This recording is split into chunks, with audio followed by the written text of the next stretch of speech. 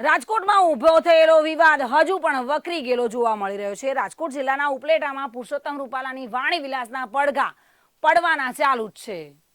ઉપલેટા તાલુકા રાજપૂત સમાજ દ્વારા મામલતદારને રૂપાલા વિરુદ્ધ આવેદનપત્ર અપાયું છે અને રાજકોટ લોકસભા ઉમેદવારના પુરુષોત્તમ રૂપાલાની ટિકિટ રદ કરવાની માંગ સાથે આ આવેદનપત્ર પાઠવ્યું હતું।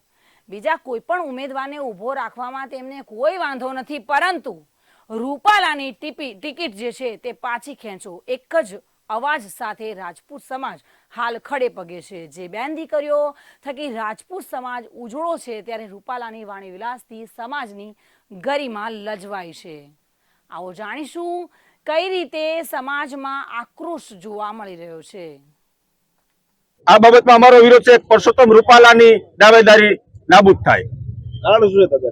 કારણ અમારા સમાજને કલંકિત કર્યો છે એવા શબ્દો બોલીને આજે અમારો સમાજ બીજા સમાજને કાયમી માટે રક્ષણ કરતો સમાજ હોય, જ્યાં ત્યાં કઈ મુશ્કેલી પડી હોય અન્ય જ્ઞાતિને, તે રાજપૂત સમાજ આગળ હોય છે। રાજપૂત સમાજોએ બલિદાન દીધા છે કાયમી માટે, અને હિન્દુ ધર્મ બચાવવા માટે રાજપૂત સમાજનો ભોગ છે। મહારાણા પ્રતાપ હોય, શિવાજી મહારાજ હોય, પૃથ્વીરાજ ચૌહાણ હોય, આ બધાએ બલિદાન દીધા છે।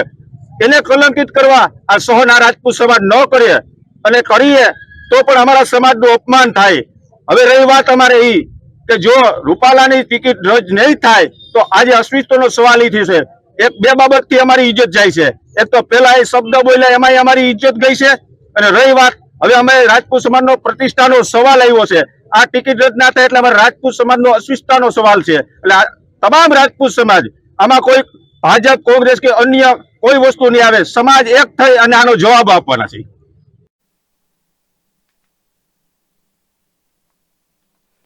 ત્યારે ટિકિટ રદ કરવામાં નહીં આવે તો આંદોલનની ચીમકી પણ ઉચ્ચારી છે। ઉપલેટા તાલુકાના રાજપૂત સમાજ હવે ફરી રોડ પર ઉતરી આવ્યો છે। મોટી સંખ્યામાં ઉપલેટા તાલુકાના રાજપૂત સમાજ લોકો અહીંયા ઉપસ્થિત રહી અને કલેક્ટર કચેરીએ આવેદનપત્ર આપ્યું હતું।